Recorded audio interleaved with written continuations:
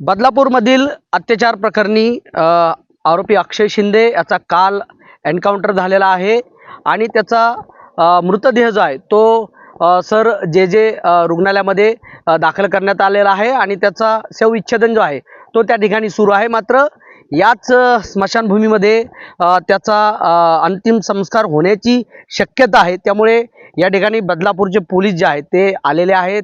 या ठिकाणी त्यांनी पाहणी देखील केलेली आहे। नेमकं या ठिकाणी काही सुरक्षा आहे का किंवा काही गोंधळ गडबड काही होऊ शकते का, या अनुषंगाने आता बदलापूर शहरामध्ये ज्या काय स्मशानभूमी आहेत त्या सगळ्या स्मशानभूमीमध्ये येऊन पोलीस पाहणी करत आहेत।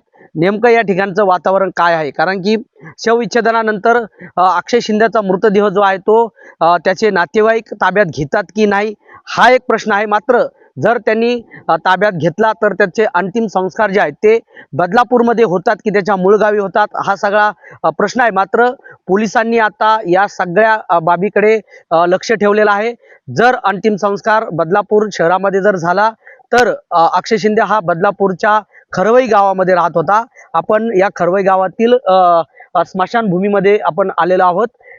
या ठिकाणी ही कुळगाव बदलापूर नगर परिषदेची स्मशानभूमी आहे आणि या ठिकाणी पोलिसांनी पाहणी केलेली आहे। अन्य काही स्मशानभूमी असतील बदलापूर शहरातल्या त्या ठिकाणची देखील पोलीस पाहणी करतायत।